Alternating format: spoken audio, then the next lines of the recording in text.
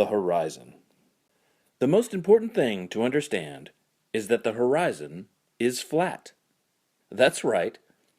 From our vantage point, even from a high mountain or an airplane, the horizon is flat. Flat earthers, and also many globalists, for lack of a better term, seem to think that the horizon should look curved to us. That's flat wrong. And I think this is the single biggest reason there even is a flat earth community, the biggest source of confusion. You are expecting to see a curve where there is none to be seen. You are looking for the wrong thing. To picture what I mean, look at this orange. If I take a thin slice of it, I get a round disc. The edges of it, where the knife cut through, is a flat circle. That is what you see when you look at the horizon, the edges of a circle. The edges don't curve side to side, they run straight across our view. And since we are always in the center of the circle, they don't curve down. When you can see the horizon in all directions, it is the same distance away in all directions. So when you spin around, it looks exactly like a straight line and comes back around to join itself. Think about that. If it were curved down, it would not come back around and join itself at the same level. Even from a high mountain or from an airliner, the horizon is flat, because the Earth is so big and we are so close to it.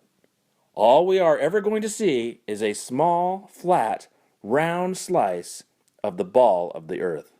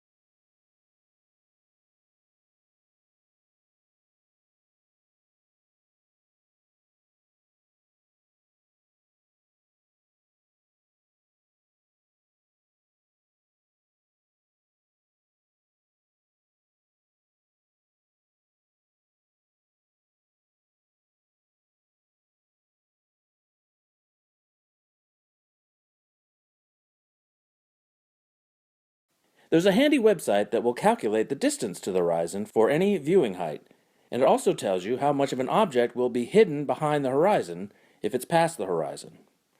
The site is metabunk.org/curve. Let's look at an example. This is the view from the J.P. Morgan Chase Tower, the tallest building in Houston. The observation deck is 879 feet above the flat Texas landscape. According to the Metabunk site calculation, the horizon is about 36 miles away. So this is what the horizon looks like on a map, a circle with a 36-mile radius.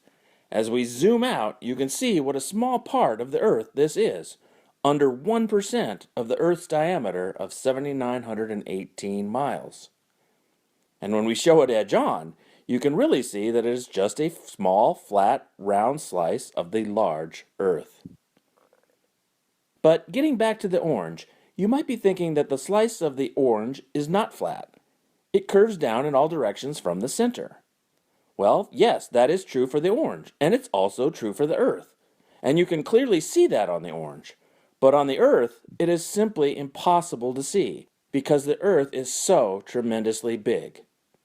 If you are 6 feet tall, and you stand at the shore of the ocean, or on a flat desert plain, the horizon is about 3 miles away, and the change in vertical height of the surface is only 1.5 feet, spread evenly over the entire 3-mile distance. You just aren't going to be able to see that. It's way too subtle. As an illustration, this is a Google Earth picture of the New York City skyline from Caven Point, New Jersey, just over 3 miles away. The Earth does indeed curve down away from the viewer in this picture, but it is just about 1.5 feet, spread over 3 miles, so it is just too slight to see. The Statue of Liberty is in the picture, and it's 305 feet tall, and only 1.2 miles away. And look how small it looks. But if the horizon is flat, how does it prove around Earth, you might ask? It's what happens when objects are past the horizon that reveals the curve. Sailors, for many centuries, have noticed that ships sailing away from you in the distance disappear bottom first and sail last. If you live near a large body of water, you can easily see this for yourself with binoculars or a telescope. But here is a video you can watch of a cruise liner going over the horizon. See the link in the description for the full video. This only works on a curved Earth. The view of the ship is obviously going behind the curve, and you can always calculate exactly how far away this will happen, depending on how high you are up from the water. The higher up, the farther away the horizon. Flat earthers try to explain this phenomenon away in a few ways. Some claim that the ships aren't actually hidden by the curve, they are just at the limits of our ability to see them, and if you zoom in, they come back into full view. But whenever they try to demonstrate this, they use a boat that is near the horizon, but not beyond it, like this one. Notice, he did not show a boat that was hidden at the bottom. This is just a blatantly wrong example to use. I don't know how they think this explains anything. The examples they use are always not beyond the horizon, but near it, or right at it. To show the effect, you have to show a boat partially obscured by the horizon, like this, not this. Some will show a boat in choppy seas and claim that the swells are causing the obscuring of the bottom of the boat. But again, that's a bad example to use. Do you think there are swells big enough to hide half of this cruise ship? Also, you will need a clear day and one without extreme cold. Cold air near the water can create a number of different mirage effects because the temperature differences actually bends the light. But you can usually tell when this is happening, and it only happens in certain conditions. Also, the sun and moon rising and setting beyond the horizon perfectly shows that the Earth is curved, and they are much easier to see than distant boats. They both emerge from or slide behind the horizon exactly as we expect on a globe, and not at all what we would see on a flat Earth. Flat Earthers claim that the sun and moon circle above the flat Earth, and the rising and setting is due to them coming in and out of view due to perspective. As explained, and I use the term loosely, in this clip from Flat Earther P. Brain. Okay, here's a little illustrator or a little cartoon from a website called timeanddate.com. It's really funny that they would have a perfect illustration of a sun rising and setting on a flat Earth due to perspective. You'll notice that it rises from below the horizon and sets below the horizon. Now you might be saying, well, how is that possible? I can see now you're saying that it rises and lowers due to perspective, but how does it disappear below the horizon? Well, I got a theory about that. Because of the fact that all parallel lines and planes converge at your eye level horizon, this is according to the perspective, I'm not making this up. If in fact, and they do, they converge at your eye level horizon visually, then it makes sense that after that point, they diverge, meaning they then separate. So the sun would continue on a downward track.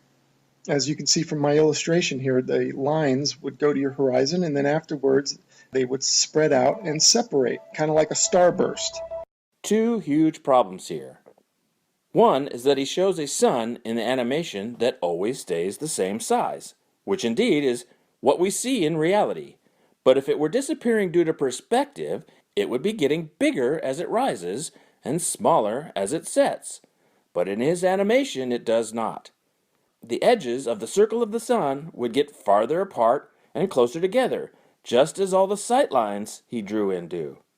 Why would everything get smaller as it moves away except the sun or moon? That's absurd.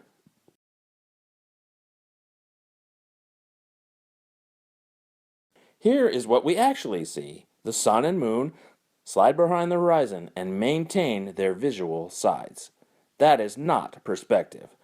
Perspective works both vertically and horizontally.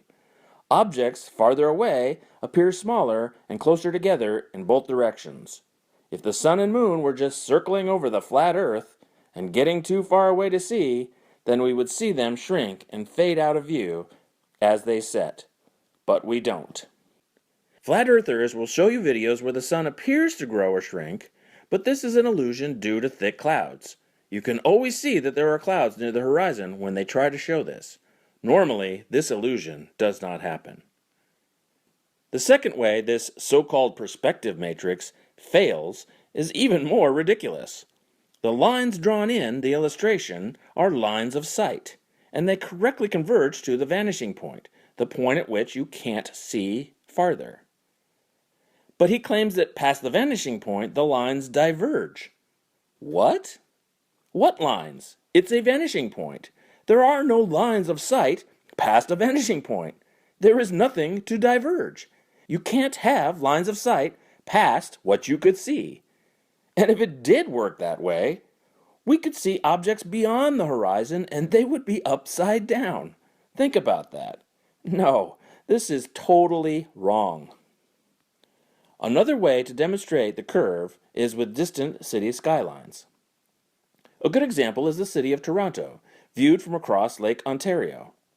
The city is dominated by the distinctive CN Tower, currently the third tallest tower in the world at 1,815 feet. There are many pictures online of the Toronto skyline viewed from Niagara-on-the-Lake, New York, 30 miles away. With the Metabunk calculation, we see that 486 feet of the tower, or about 26% of it, should be hidden behind the curve of the Earth from that distance. And this is exactly what we see, as you can easily tell when compared to an image of the full tower at the same scale.